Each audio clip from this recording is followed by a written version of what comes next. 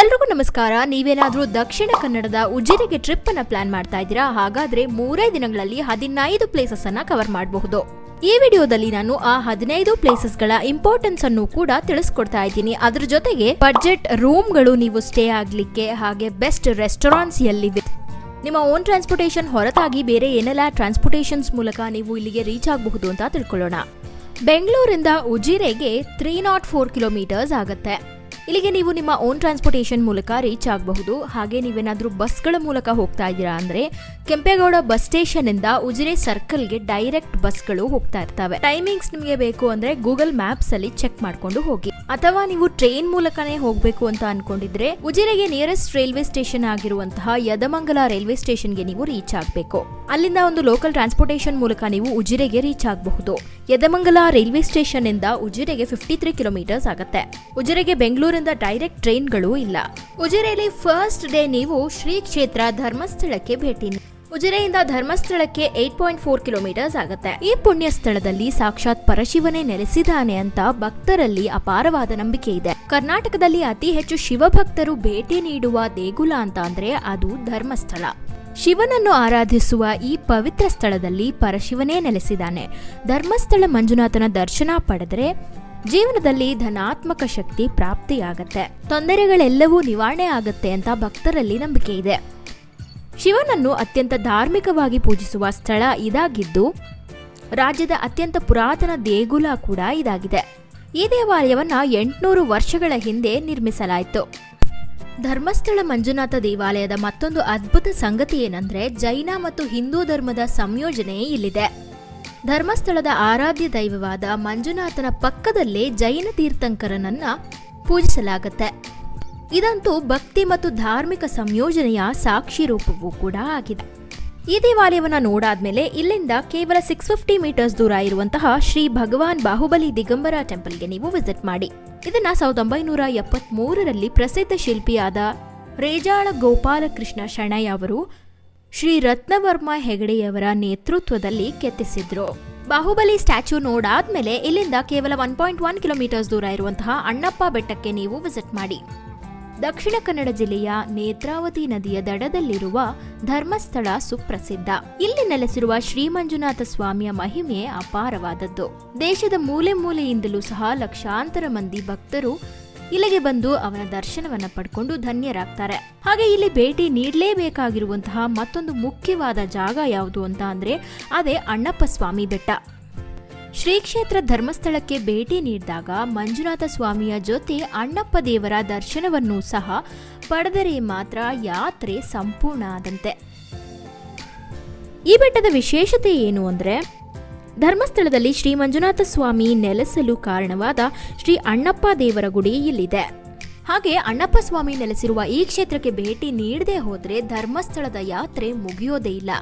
ಹಾಗೆ ಮತ್ತೊಂದೇನು ಅಂದ್ರೆ ಈ ಬೆಟ್ಟಕ್ಕೆ ಕೇವಲ ಪುರುಷರಿಗೆ ಮಾತ್ರ ಪ್ರವೇಶ ಇರುತ್ತೆ. ಮಕ್ಕಳು ಮತ್ತು ಮಹಿಳೆಯರು ಇಲ್ಲಿಗೆ ಹೋಗುವಂತಿಲ್ಲ. ಮಕ್ಕಳು ಮತ್ತು ಮಹಿಳೆಯರು ದೇವಾಲಯದ ಹೊರಗಡೆನೆ ನಿಂತ್ಕೊಂಡು ಪ್ರಾರ್ಥಿಸಬಹುದು.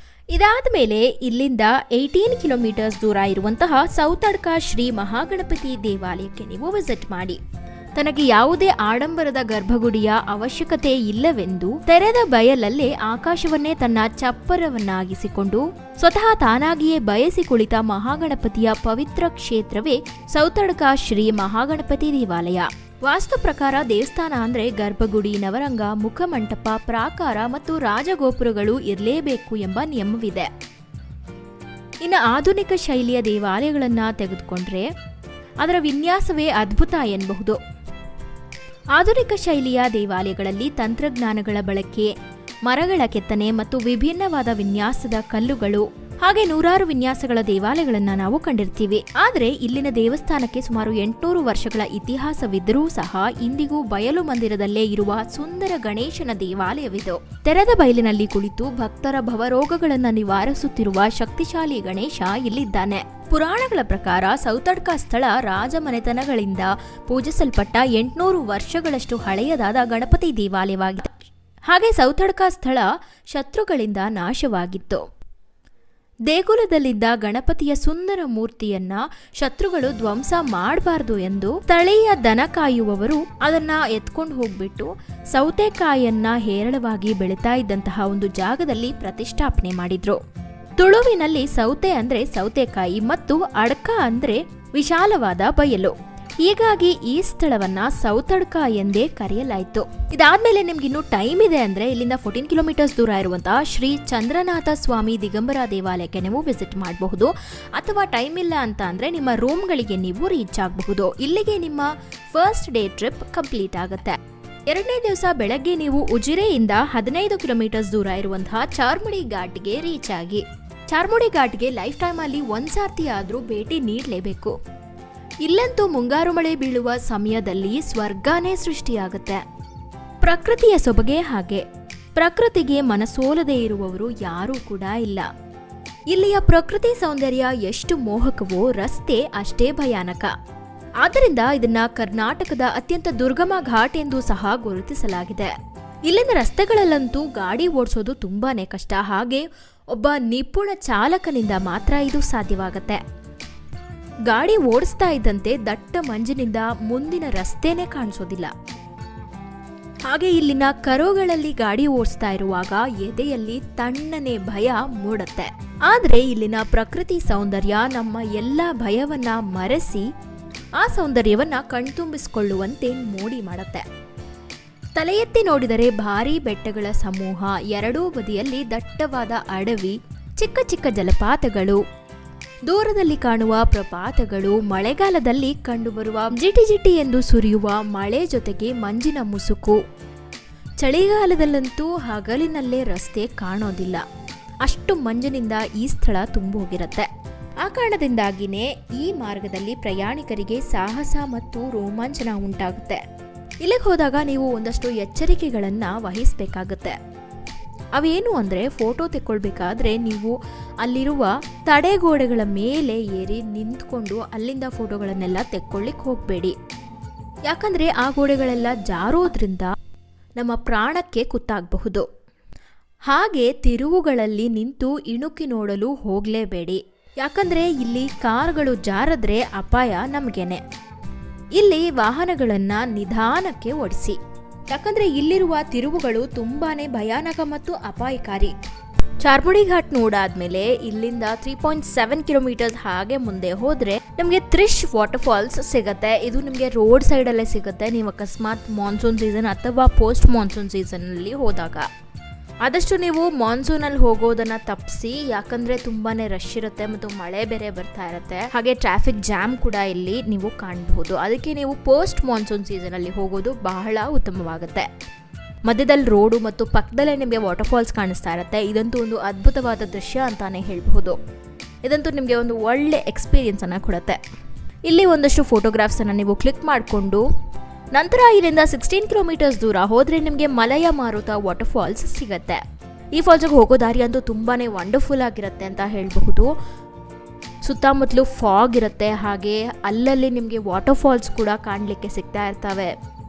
ಈ ಮಲಯ ಮಾರುತ ಫಾಲ್ಸ್ ಅಂತೂ ತುಂಬಾನೇ ಅದ್ಭುತವಾದ ಫಾಲ್ಸ್. ಯಾಕಂದ್ರೆ ಇದನ್ನ ನೋಡ್ತಾ ಇದ್ರೇನೆ ನಮಗೆ ರೋಮಾಂಚನ ಉಂಟಾಗುತ್ತೆ. ಅಷ್ಟು ಅದ್ಭುತವಾದ ಫಾಲ್ಸ್ ಇದು. ಇದನ್ನ ನೋಡ್ಲಿಕ್ಕೆ ಸ್ವಲ್ಪ ದೂರ ನೀವು ಒಳಗಡೆ ಕಾಡಿನ ಒಳಗಡೆ ನಡ್ಕೊಂಡು ಹೋಗ್ಬೇಕಾಗತ್ತೆ. ಹಾಗಾಗಿ ಈ ಫಾಲ್ಸ್ಗೆ ಮಿಸ್ ಮಾಡದೆ ವಿಸಿಟ್ ಮಾಡಿ. ಇದಾದ್ಮೇಲೆ ಇಲ್ಲಿಂದ 26 ಕಿಲೋಮೀಟರ್ಸ್ ದೂರ ಹೋದ್ರೆ ನಿಮಗೆ ಕೊಡಿಗೆ ಫಾಲ್ಸ್ ಸಿಗತ್ತೆ. ಪಶ್ಚಿಮ ಘಟ್ಟ ಪ್ರದೇಶದ ದಟ್ಟವಾದ ನಿತ್ಯ ಹರಿದ್ವರ್ಣ ಅರಣ್ಯ ಭೂಮಿಯಲ್ಲಿ ನೇತ್ರಾವತಿ ನದಿಯ ಹೊಳೆಯಿಂದ ರೂಪುಗೊಂಡ ಅತ್ಯಂತ ಕಡಿಮೆ ಪ್ರಸಿದ್ಧವಾಗಿರುವ ಜಲಪಾತ ಅಂದ್ರೆ ಅದು ಕೊಡಿಗೆ ಫಾಲ್ಸ್. ಆದರೆ ಈ ಜಲಪಾತ ಅಂತೂ ಅತ್ಯಂತ ಸುಂದರವಾದ ಜಲಪಾತಗಳಲ್ಲಿ ಒಂದು. ಕಾಫಿ ಎಸ್ಟೇಟ್ಗಳಿಂದ ಆವೃತವಾಗಿರುವ ಈ ಜಲಪಾತ 120 ಅಡಿ ಎತ್ತರದಿಂದ ಧುಮ್ಮಿಕ್ಕತ್ತೆ. ಇದಂತೂ ಸ್ನೇಹಿತರು ಮತ್ತು ಕುಟುಂಬದವರಿಗೆ ಸಮಯ ಕಳೆಯಲು ಸೂಕ್ತವಾದ ಸ್ಥಳ ಅಂತ ಹೇಳಿದ್ರೆ ತಪ್ಪಾಗೋದಿಲ್ಲ. ಈ ಫಾಲ್ಸ್ಗೆ ನಿಮ್ಮ ಫ್ರೆಂಡ್ಸ್ ಅಂಡ್ ಫ್ಯಾಮಿಲಿ ಜೊತೆ ಹೋಗ್ಲಿಕ್ಕೆ ಮಿಸ್ ಮಾಡಬೇಡಿ. ಈ ಫಾಲ್ಸ್ ಅನ್ನ ನೋಡಾದ್ಮೇಲೆ ಇಲ್ಲಿಂದ 35 ಕಿಲೋಮೀಟರ್ಸ್ ದೂರ ಹೋದ್ರೆ ನಿಮಗೆ ಶ್ರೀ ಕಾಳಭೈರವೇಶ್ವರ ಸ್ವಾಮಿ ದೇವಸ್ಥಾನ ಸಿಗತ್ತೆ. ಈ ದೇವಾಲಯ ಕರ್ನಾಟಕ ರಾಜ್ಯದ ಚಿಕ್ಕಮಗಳೂರು ಜಿಲ್ಲೆಯ ಮೂಡಿಗೆರೆ ತಾಲೂಕಲ್ಲಿ ಇರೋದು. ಹಾಗೆ ಈ ಸ್ಥಳಕ್ಕೆ ದೇವರ ಮನೆ ಅಂತ ಸಹ ಕರೆಯಲಾಗುತ್ತೆ. ಭೂಲೋಕದ ಜನರಿಗೆ ಸಹಾಯ ಮಾಡಲು ಶಿವನು ತನ್ನ ವಾಹನವಾದ ನಂದಿಯನ್ನ ಇಲ್ಲಿಗೆ ಕಳಿಸ್ತಾನೆ ಅಂತ ದಂತಕಥೆ ಹೇಳುತ್ತೆ. ಆ ನಂದಿಯು ಮೊದಲು ಪಶ್ಚಿಮ ಘಟ್ಟಗಳ ಬೆಟ್ಟದ ಮೇಲೆ ಬಂದು ಈಗಿರುವ ದೇವರ ಮನೆ ಕಾಲಭೈರವ ಶಿವನ ಅವತಾರ ಎಂದು ಕರೆಯಲ್ಪಡುತ್ತೆ. ಹಾಗೆ ಈ ದೇವಾಲಯವು ಸುದೀರ್ಘ ಇತಿಹಾಸ ಮತ್ತು ಸಂಸ್ಕೃತಿಯನ್ನ ಹೊಂದಿದೆ. ಹಾಗೆ ಇಲ್ಲಿರುವ ಕಾಲಭೈರವೇಶ್ವರನನ್ನ ನಾವು ನಿಷ್ಠೆಯಿಂದ ಪ್ರಾರ್ಥಿಸಿದ್ರೆ ನಮ್ಮ ಕಷ್ಟಗಳಿಗೆ ಅವನು ಕಿವಿ ಕೊಡ್ತಾನೆ ಅಂತ ನಂಬಲಾಗತ್ತೆ. ಎಂತಹದ್ದೇ ಕಷ್ಟಗಳಿದ್ರೂ ಸಹ ಇವನು ಅದನ್ನೆಲ್ಲ ದೂರ ಮಾಡ್ತಾನೆ ಅಂತ ಜನರಲ್ಲಿ ಅಗಾಧವಾದ ನಂಬಿಕೆ ಇದೆ. ಈ ದೇವಾಲಯ ಅಂತೂ ಸುಮಾರು 800 ವರ್ಷಗಳಷ್ಟು ಹಳೆಯದಾದ್ದು. ಹಾಗೆ ಈ ದೇವಾಲಯದ ಆವರಣದಲ್ಲಿ ನಮಗೆ ಶ್ರೀಗಂಧದ ಸುವಾಸನೆ ಎಕ್ಸ್ಪೀರಿಯನ್ಸ್ ಆಗತ್ತೆ. ಹಾಗೆ ಈ ದೇವಾಲಯದ ಉದ್ದಕ್ಕೂ ಒಂದು ಸರೋವರವಿದೆ. ಇಲ್ಲಿ ಕಾಡಾನೆಗಳು ರಾತ್ರಿಯಲ್ಲಿ ಸ್ನಾನ ಮಾಡಲು ಬರ್ತಾವೆ ಅಂತ ಹೇಳಲಾಗುತ್ತೆ. ಈ ದೇವಾಲಯವನ್ನ ನೋಡಾದ್ಮೇಲೆ ಇಲ್ಲಿಂದ ಜಸ್ಟ್ 180 ಮೀಟರ್ಸ್ ದೂರ ನಡ್ಕೊಂಡು ಹೋದ್ರೆ ನಿಮ್ಗೆ ದೇವರ ಮನೆ ವ್ಯಾಲಿ ವ್ಯೂ ಪಾಯಿಂಟ್ ಸಿಗತ್ತೆ. ದೇವರ ಮನೆಗೆ ಹೋದಾಗಂತೂ ನಿಮಗೆ ರುದ್ರ ರಮಣೀಯ ನೋಟ, ಹಿತವಾದ ವಾತಾವರಣ, ದಟ್ಟವಾದ ಪಶ್ಚಿಮ ಘಟ್ಟಗಳಲ್ಲಿ ವಿಶಿಷ್ಟ ರೀತಿಯ ಸಸ್ಯ ಮತ್ತು ಪ್ರಾಣಿಗಳ ಸಮೂಹವನ್ನೇ ನೀವು ಕಾಣಬಹುದು. ಇನ್ನೊಂದೇನು ಅಂದ್ರೆ ಇದಂತೂ ಒಂದು ವಿಸ್ಮಯಕಾರಿ ಸ್ಥಳವಾಗಿ ಮಾರ್ಪಟ್ಟಿದೆ. ಯಾಕಂದ್ರೆ ಅಷ್ಟು ಹಚ್ಚ ಹಸಿರು ನಿಮ್ಗೆ ಕಾಣಲು ಸಿಗುತ್ತೆ. ದೇವರ ಮನೆ ಪದವು ಸಾಮಾನ್ಯವಾಗಿ ದೇವರ ನಿವಾಸ ಎಂದು ಅರ್ಥೈಸಲ್ಪಡತ್ತೆ. ಆದ್ರೆ ಈ ಪ್ರದೇಶಕ್ಕೆ ದೇವರ ಮನೆ ಎಂಬ ಹೆಸರು ಹೇಗ್ ಬಂತು ಅಂತ ಖಚಿತವಾಗಿ ತಿಳಿಯೋದಕ್ಕೆ ಇನ್ನೂ ಕೂಡ ಆಗಿಲ್ಲ. ಆದ್ರೆ ಈ ಪ್ರದೇಶ ಪ್ರಶಾಂತವಾಗಿ, ಸ್ವಚ್ಛವಾಗಿ, ಭವ್ಯವಾಗಿರೋದ್ರಿಂದ ಈ ಸ್ಥಳಕ್ಕೆ ದೇವರ ಮನೆ ಎಂದು ಕರೆಯಬಹುದು. ನಾನು ಈ ಹಿಂದೆ ಹೇಳಿದ ಹಾಗೆ ಕಾಲಭೈರವೇಶ್ವರನ ದೇವಸ್ಥಾನದ ಮುಂಭಾಗದಲ್ಲಿ ಒಂದು ಕೊಳ ಮತ್ತು ಹಿಂಭಾಗದಲ್ಲಿ ಬೆಟ್ಟವನ್ನು ನಾವು ಕಾಣಬಹುದು. ಹಾಗೆ ದೇವಸ್ಥಾನಕ್ಕೆ ಹೋಗುವ ಮಾರ್ಗದಲ್ಲಿ ನಮಗೆ ಸುತ್ತಮುತ್ತಲೂ ಮೋಡಿ ಮಾಡುವ ಬೆಟ್ಟಗಳು ಸಾಲಾಗಿ ಇರ್ತವೆ. ದೇವರ ಮನೆ ವ್ಯಾಲಿ ವ್ಯೂ ಪಾಯಿಂಟ್ ಅಲ್ಲಿ ನಿಂತು ಕಾಣುವ ದೃಶ್ಯಗಳೇ ಅದ್ಭುತ. ಇದನ್ನ ನೋಡಾದ್ಮೇಲೆ ಇಲ್ಲಿಂದ 450 ಮೀಟರ್ಸ್ ದೂರ ಹೋದ್ರೆ ನಿಮಗೆ ದೇವರ ಮನೆ ವ್ಯೂ ಪಾಯಿಂಟ್ ಸಿಗತ್ತೆ. ಈ ವ್ಯೂ ಪಾಯಿಂಟ್ ಇಂದ ಅಂತೂ ನಿಮಗೆ ಸುತ್ತಮುತ್ತಲಿನ ಹಚ್ಚ ಹಸಿರು, ಬೆಟ್ಟ ಗುಡ್ಡಗಳು, ಸುಂದರವಾಗಿರುವ ಪ್ರಕೃತಿ, ಜಿನುಗುವ ತೊರೆಗಳು ಮತ್ತು ಹೊಳೆಯುವ ಸರೋವರಗಳು ಕಾಣ್ತವೆ. ಖಂಡಿತವಾಗಿ ದೇವರ ಮನೆಯಂತೂ ನಿಮ್ಮ ದೈನಂದಿನ ಜೀವನದ ಒತ್ತಡವನ್ನ ದೂರ ಮಾಡತ್ತೆ. ಹಾಗೆ ನೀವು ಸಂಪೂರ್ಣವಾದ ವಿಶ್ರಾಂತಿಯನ್ನು ಕೂಡ ಇಲ್ಲಿ ಪಡ್ಕೊಳ್ಬಹುದು. ನದಿ, ಹಸಿರು, ಶಾಂತಿ, ಸೂರ್ಯಾಸ್ತ ಮತ್ತು ಹವಾಮಾನ ಇಲ್ಲಿ ನಿಮ್ಮೆಲ್ಲರನ್ನು ಸುಸ್ವಾಗತ ಮಾಡತ್ತೆ. ಹಾಗಾಗಿ ಪ್ರಕೃತಿಯ ಮಡಿಲಲ್ಲಿ ನೆಲೆಸಿರುವ ಈ ಅದ್ಭುತ ಸ್ಥಳಕ್ಕೆ ನೀವು ಭೇಟಿ ನೀಡಲೇಬೇಕು. ಇಲ್ಲಂತೂ ನಿಮಗೆ ಫ್ರೆಶ್ ಏರ್ ಸಿಗೋದ್ರಲ್ಲಿ ಡೌಟೇ ಇಲ್ಲ. ಈಗ ನಿಮ್ಮ ಸೆಕೆಂಡ್ ಡೇ ಟ್ರಿಪ್ ಕಂಪ್ಲೀಟ್ ಆಗುತ್ತೆ. ಇದಾದ್ಮೇಲೆ ನಿಮ್ಮ ರೂಮ್ಸ್ಗೆ ತೆರಳಿ ನೀವು ರೆಸ್ಟ್ ತಗೊಳ್ಬಹುದು. 3ನೇ ದಿವಸ ಬೆಳಗ್ಗೆ ನೀವು ಉಜಿರೆಯಿಂದ ಜಸ್ಟ್ 5 ಕಿಲೋಮೀಟರ್ಸ್ ದೂರ ಇರುವಂತಹ ಶ್ರೀ ಸದಾಶಿವರುದ್ರ ಟೆಂಪಲ್ಗೆ ರೀಚ್ ಆಗಿ. ಇದನ್ನ ಸಾಮಾನ್ಯವಾಗಿ ಉಜಿರೆಯ ಜನರು ಸೂರ್ಯ ದೇವಾಲಯ ಅಂತಾನೆ ಕರೀತಾರೆ. ಹಾಗೆ ಇದನ್ನ ಸೂರ್ಯ ಸದಾಶಿವರುದ್ರ ದೇವಾಲಯ ಅಂತ ಕೂಡ ಕರೀಬಹುದು. ಹಾಗೆ ಈ ಪುಣ್ಯ ಸ್ಥಳಕ್ಕೆ ಮಣ್ಣಿನ ಹರಕೆಯ ಕ್ಷೇತ್ರ ಅಂತಾನೆ ಕರೆಯಲಾಗುತ್ತೆ. ಯಾಕಂದ್ರೆ ಇಲ್ಲಿರುವ ದೇವರು ಭಕ್ತಾದಿಗಳಲ್ಲಿ ಚಿನ್ನ, ವಜ್ರ, ವೈಡೂರ್ಯ, ಹಣ ಇವು ಯಾವನ್ನೂ ಕೇಳೋದಿಲ್ಲ. ಅವನು ಕೇಳೋದು ಒಂದನ್ನೇ, ಅದು ಮಣ್ಣಿನ ಗೊಂಬೆಗಳು. ಭಕ್ತರು ತಮ್ಮ ಇಷ್ಟಾರ್ಥವೆಲ್ಲ ಪೂರೈಸಿದ ಮೇಲೆ ಮಣ್ಣಿನ ಗೊಂಬೆಗಳನ್ನ ಇಲ್ಲಿ ತಂದು ಅವನಿಗೆ ಅರ್ಪಿಸ್ತಾರೆ. ದೇವಾಲಯದ ಸುತ್ತಮುತ್ತ ಅಂತೂ ನಿಮಗೆ ಹಚ್ಚ ಹಸಿರಿನ ಪ್ರಕೃತಿ ಸಿಗತ್ತೆ. ಮದುವೆ ವಿಳಂಬ ಆಗ್ತಾ ಇದೆ, ಹಾಗೆ ಎಜುಕೇಶನ್ ಸರಿಯಾಗಿ ಆಗ್ತಾ ಇಲ್ಲ, ಮತ್ತು ಕೆಲಸನೇ ಸಿಗ್ತಾ ಇಲ್ಲ, ಮತ್ತು ಮಕ್ಕಳಾಗ್ತಾ ಇಲ್ಲ. ಇವೆಲ್ಲ ಪ್ರಾಬ್ಲಮ್ಸ್ಗೆ ಇಲ್ಲಿದೆ ನಿಮಗೆ ಪರಿಹಾರ. ಈ ದೇವರಲ್ಲಿ ನೀವು ಮಣ್ಣಿನ ಹರಕೆಯನ್ನ ಒಮ್ಮೆ ಬೇಡ್ಕೊಂಡ್ರೆ ಸಾಕು, ಆ ಸದಾಶಿವ ನಿಮಗೆ ಅನುಗ್ರಹಿಸ್ತಾನೆ. ಹಾಗೆ ಈ ಮಣ್ಣಿನ ಮೂರ್ತಿಗಳನ್ನ ನೀವು ಎಲ್ಲಿಂದ ತಗೊಳ್ಬೇಕು ಅಂತ ಚಿಂತಿಸ್ತಾ ಇದ್ರೆ ಅದು ಕೂಡ ನಿಮಗೆ ಈ ದೇವಾಲಯದಲ್ಲೇ ಸಿಗುತ್ತೆ. ಅದು 50 to 250 ವರೆಗೂ ನಿಮಗೆ ರೇಂಜ್ ಆಗುತ್ತೆ. ಅಲ್ಲೇ ನೀವು ಪರ್ಚೇಸ್ ಮಾಡಿ ದೇವರಿಗೆ ಸಮರ್ಪಿಸಬಹುದು. ಅಥವಾ ನೀವು ಕೊಂಡ್ಕೊಳ್ಳೋದಿಲ್ಲ, ನೀವೇ ಸ್ವತಃ ತಯಾರಿಸ್ತೀರಾ ಅಂದ್ರೂ ಸಹ ನೀವು ನಿಮ್ಮ ಓನ್ ಮಣ್ಣಿನ ಗೊಂಬೆಗಳನ್ನ ತಯಾರಿಸಬಹುದು. ಈ ಹರಿಕೆಗಳನ್ನೆಲ್ಲ ಸಲ್ಲಿಸುವಂತಹ ಒಂದು ಸ್ಥಳ ಕೂಡ ಇದೆ. ಅದರ ಹೆಸರು ಹರಿಕೆ ಬನ ಅಂತ. ಈ ಸ್ಥಳದಲ್ಲಿ ಭೃಗು ಮಹರ್ಷಿಯ ಶಿಷ್ಯರೊಬ್ಬರು ತಪಸ್ಸನ್ನ ಆಚರಿಸಿದ್ರಂತೆ. ಅವರ ತಪಸ್ಸಿಗೆ ಒಲಿದ ಶಿವಪಾರ್ವತಿಯರು ಲಿಂಗರೂಪದಲ್ಲಿ ಇಲ್ಲೇ ನೆಲೆಯಾದರು ಅಂತ ಒಂದು ನಂಬಿಕೆ ಇದೆ. ಅದರ ಒಂದು ಪ್ರೂಫ್ಗಾಗಿ ಇಲ್ಲಿ 2 ಲಿಂಗಗಳಿವೆ. ಹಾಗೆ ಅದರ ಎದುರುಗಡೆನೆ ದೇವರ ಪಾದಗಳನ್ನು ಕೂಡ ನೀವು ಕಾಣಬಹುದು. ಈ ಬನದಲ್ಲಂತೂ ನೀವು ಮಣ್ಣಿನ ಗೊಂಬೆಗಳ ರಾಶಿಯನ್ನೇ ಕಾಣಬಹುದು. ಮಳೆಗಾಲದಲ್ಲಂತೂ ಈ ಮಣ್ಣಿನ ಗೊಂಬೆಗಳೆಲ್ಲ ನೀರಾಗಿ ಕರಗಿ ಮತ್ತೆ ಭೂಮಿಯ ಒಳಗಡೆ ಸೇರ್ಕೊಳ್ಳೋದ್ರಿಂದ ನಮ್ಮ ನೇಚರ್ಗೆ ಏನೂ ಹಾನಿಯಾಗೋದಿಲ್ಲ. ಹಾಗೆ ನೀವು ಹರಕೆ ಕಟ್ಕೊಳ್ಳಿಕ್ಕೆ ಕ್ಷೇತ್ರಕ್ಕೆ ಬಂದು ಬೇಡ್ಕೊಳ್ಬೇಕು ಅಂತ ಏನಿಲ್ಲ, ನೀವು ಎಲ್ಲೇ ಇದ್ರೂ ಅಲ್ಲೇ ನೀವು ಬೇಡ್ಕೊಂಡು ಒಂದಷ್ಟು ಕಾಣಿಕೆಯನ್ನ ದೇವರಿಗಾಗಿ ಇಡಬೇಕು. ಈ ದೇವಾಲಯವನ್ನ ನೋಡಾದ್ಮೇಲೆ ಇಲ್ಲಿಂದ ಸುಮಾರು 16 ಕಿಲೋಮೀಟರ್ಗಳಷ್ಟು ದೂರ ಇರುವಂತಹ ಇರ್ಮೈ ವಾಟರ್ ಫಾಲ್ಸ್ಗೆ ನೀವು ರೀಚ್ ಆಗಬೇಕು. ಹಾಗೆ ಮತ್ತೊಂದೇನು ಅಂದರೆ ಮ್ಯಾಪಲ್ಲಿ ನೀವು ಸರ್ಚ್ ಮಾಡಬೇಕಾದ್ರೆ ಡೈರೆಕ್ಟ್ ಆಗಿ ಇರ್ಮೈ ಫಾಲ್ಸ್ ಅಂತ ಹಾಕಬೇಡಿ, ನಿಮಗೆ ಅದು ರೂಟ್ ತೋರಿಸೋದಿಲ್ಲ. ಆದ್ರಿಂದ ನೀವು ಇರ್ಮೈ ವಾಟರ್ ಫಾಲ್ಸ್ ರೋಡ್ ಅಂತ ಹಾಕಿ ಆ ರೋಡನ್ನು ರೀಚ್ ಆದಮೇಲೆ ಅಲ್ಲಿನ ಲೋಕಲ್ಸನ್ನು ನೀವು ಕೇಳಿಕೊಂಡು ಇರ್ಮೈ ವಾಟರ್ ಫಾಲ್ಸ್ಗೆ ರೀಚ್ ಆಗಬೇಕಾಗತ್ತೆ. ಇರ್ಮೈ ಜಲಪಾತವು ಪಶ್ಚಿಮ ಘಟ್ಟಗಳ ಬಲ್ಲಾಳ ರಾಯನದುರ್ಗ ಶ್ರೇಣಿಯ ತಪ್ಪಲಿನಲ್ಲಿರುವ ಗುಪ್ತ ಜಲಪಾತವಾಗಿದೆ. ಇದಂತೂ ಒಂದು ಲೇಯರ್ಡ್ ಜಲಪಾತ ಅಂತ ಹೇಳಿದ್ರೆ ತಪ್ಪಾಗೋದಿಲ್ಲ, ಯಾಕಂದ್ರೆ ಇದು ಒಂದಾದ್ಮೇಲೆ ಒಂದು ಲೇಯರ್ ರೀತಿ ಫಾರ್ಮ್ ಆಗಿರುವಂತಹ ಜಲಪಾತ. ಇಲ್ಲಂತೂ ಪ್ರವಾಸಿಗರು ಈಜಬಹುದು ಮತ್ತು ನೀರಲ್ಲಿ ಆಟ ಆಡಬಹುದು. ಆದರೂ ನೀವು ಮಾನ್ಸೂನಲ್ಲಂತೂ ವಾಟರ್ ಫಾಲ್ಸ್ ಹತ್ತಿರ ಹೋಗೋದು ತುಂಬಾನೇ ಕೆಟ್ಟದ್ದು, ಯಾಕಂದ್ರೆ ವಾಟರ್ ಫಾಲ್ಸ್ ತುಂಬಾ ಫೋರ್ಸಲ್ಲಿ ಧರೆಗಿಳಿತಾ ಇರತ್ತೆ. ಹಾಗೆ ಇಲ್ಲಿ ಲೋಕಲ್ ಗೈಡ್ಸ್ಗಳ ಜೊತೆಗೆ ನೀವು ಇಲ್ಲಿ ಟ್ರೆಕ್ಕಿಂಗ್ ಅನ್ನು ಮಾಡಬೇಕಾಗತ್ತೆ, ಯಾಕಂದ್ರೆ ಇಲ್ಲಿ ದಟ್ಟವಾದ ಕಾಡಿರೋದ್ರಿಂದ ರೂಟು ಮಿಸ್ ಆಗಬಹುದು. ಹಾಗೆ ಸಾಕಾದಷ್ಟು ಜನ ಪ್ರಾಣವನ್ನು ಕೂಡ ಕಳ್ಕೊಂಡಿದ್ದಾರೆ. ಇಲ್ಲಿ ನೀವು ಪೋಸ್ಟ್ ಮಾನ್ಸೂನ್ ಸೀಸನ್ ಅಲ್ಲಿ ಬಂದಾಗ ವಾಟರ್ ಫಾಲ್ಸ್ ತುಂಬಾನೇ ರಮಣೀಯವಾಗಿ ನಿಮಗೆ ಕಾಣುತ್ತೆ. ಹಾಗೆ ಈ ವಾಟರ್ ಫಾಲ್ಸ್ ಒಂದು ಪ್ರೈವೇಟ್ ಪ್ರಾಪರ್ಟಿ ಆಗಿರೋದ್ರಿಂದ ಇಲ್ಲಿ ನಿಮಗೆ ಟಿಕೆಟ್ಸ್ ಅನ್ನು ಕೂಡ ಕಲೆಕ್ಟ್ ಮಾಡ್ಕೊಳ್ತಾರೆ. 50 ರೂಪಾಯಿ ಪರ್ ಪರ್ಸನ್ ತಗೊಳ್ತಾರೆ. ಹಾಗೆ ಸ್ಟಾರ್ಟಿಂಗ್ ಪಾಯಿಂಟ್ ಇಂದ ನಿಮಗೆ ಪ್ರೈವೇಟ್ ಪ್ರಾಪರ್ಟಿವರೆಗೂ ಜೀಪ್ಗಳ ವ್ಯವಸ್ಥೆ ಕೂಡ ಇರುತ್ತೆ. ಇಲ್ಲಿ ಪರ್ ಪರ್ಸನ್ 150 ರೂಪಾಯಿನ ಚಾರ್ಜ್ ಮಾಡ್ತಾರೆ. ನೀವು ಜಾಸ್ತಿ ಜನ ಹೋಗ್ತಾ ಇದ್ದೀರಾ ಅಂದರೆ ಆದಷ್ಟು ಕಡಿಮೆ ಮಾಡಿಸಿ. ಇಲ್ಲ ನಾನು ನೇಚರ್ನ ಎಂಜಾಯ್ ಮಾಡಿ ಟ್ರೆಕ್ಕಿಂಗ್ ಮಾಡಿ ನಡ್ಕೊಂಡೇ ಹೋಗ್ತೀನಿ ಅಂತ ಹೇಳಿದ್ರೆ ನೀವು ಟ್ರೆಕ್ಕಿಂಗ್ ಕೂಡ ಫಾಲ್ಸ್ವರೆಗೂ ಮಾಡಬಹುದು. ಆದರೆ ನಾವು ಇಲ್ಲಿ ಟೈಮನ್ನು ಸೇವ್ ಮಾಡ್ತಾ ಇದ್ದೀವಿ. ನಮಗೆ 3 ದಿನಗಳಲ್ಲಿ ಇಷ್ಟೊಂದು ಪ್ಲೇಸನ್ನು ಕವರ್ ಮಾಡೋದಕ್ಕೆ ಆಗೋದಿಲ್ಲ ನಾವಿಲ್ಲಿ ಟ್ರೆಕ್ ಮಾಡಿಬಿಟ್ರೆ. ಅದಕ್ಕೆ ನೀವು ಜೀಪ್ ಮೂಲಕನೇ ಹೋಗಿ. ಜೀಪ್ ಮೂಲಕ ಸ್ಟಾರ್ಟಿಂಗ್ ಪಾಯಿಂಟಿಂದ ಆ ಪ್ರೈವೇಟ್ ಪ್ರಾಪರ್ಟಿವರೆಗೂ ಬಿಡ್ತಾರೆ.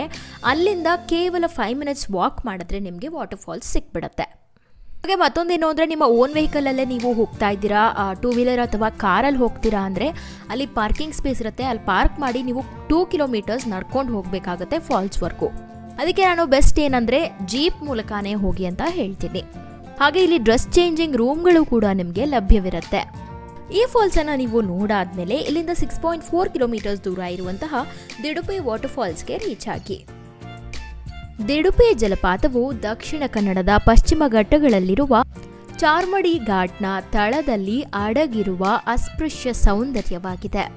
ಸ್ಫಟಿಕ ಸ್ಪಷ್ಟವಾದ ನೀರು ಇಲ್ಲಿ ನಮಗೆ ಕಾಣಲು ಸಿಗತ್ತೆ. ಇಲ್ಲಂತೂ ನೀರು ತುಂಬಾನೇ ಫೋರ್ಸ್ ಅಲ್ಲಿ ಬೀಳ್ತಾ ಇರತ್ತೆ. ಈ ಜಲಪಾತ ಅಂತೂ ಬಹುತೇಕ ಕಾಡುಗಳಲ್ಲಿ ಕಲ್ಲಿನ ಭೂಪ್ರದೇಶಗಳು ಮತ್ತು ದಟ್ಟವಾದ ಮಂಜಿನ ಕಾಡುಗಳಿಂದ ಆವೃತವಾಗಿದೆ. ಮಾನ್ಸೂನ್ ಸಮಯದಲ್ಲಂತೂ ಈ ಫಾಲ್ಸ್ ತುಂಬಾನೇ ರಮಣೀಯವಾಗಿ ಧರೆಗಿಳಿಯತ್ತೆ. ಹಾಗೆ ನೀವು ಒಂದು 20 ಮೀಟರ್ ದೂರದಲ್ಲಿ ನಿಂತು ಈ ಫಾಲ್ಸ್ ಅನ್ನ ನೋಡ್ತಾ ಇದ್ರೂ ಸಹ ಈ ಫಾಲ್ಸ್ನ ಜಿನುಗುಗಳೆಲ್ಲ ನಿಮ್ಮನ್ನ ಒದ್ದೆ ಮಾಡ್ಬಿಡುತ್ತೆ. ಹಾಗಾದ್ರೆ ನೀವೇ ಲೆಕ್ಕ ಹಾಕಿ ಈ ಫಾಲ್ಸ್ ಎಷ್ಟು ಫೋರ್ಸ್ ಅಲ್ಲಿ ಧರೆಗಿಳಿಯತ್ತೆ ಅಂತ. ಈ ಫಾಲ್ಸ್ನ ತಳದಲ್ಲಿ ಸುಂದರವಾದ ನೈಸರ್ಗಿಕ ಕೊಳವು ಕೂಡ ರೂಪುಗೊಂಡಿದೆ. ಈ ಕೊಳದಲ್ಲಂತೂ ನೀವು ಇಳಿಲಿಕ್ಕೆ ಹೋಗಲೇಬೇಡಿ, ಯಾಕಂದ್ರೆ ತುಂಬಾ ಆಳ ಇರಬಹುದು.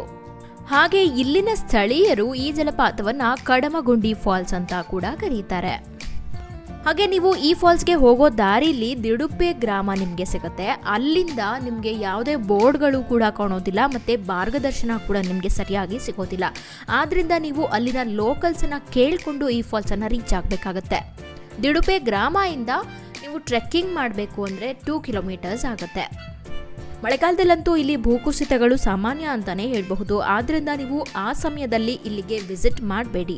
ಹಾಗೆ ಈ ಫಾಲ್ಸ್ಗೆ ಹೋಗೋ ದಾರಿಲೇ ನಿಮಗೆ ಫಾರೆಸ್ಟ್ ಡಿಪಾರ್ಟ್ಮೆಂಟ್ ಸಿಗುತ್ತೆ. ಅಲ್ಲಿ ನೀವು ಟಿಕೆಟ್ಸ್ ಅನ್ನ ತಗೊಳ್ಬೇಕಾಗತ್ತೆ.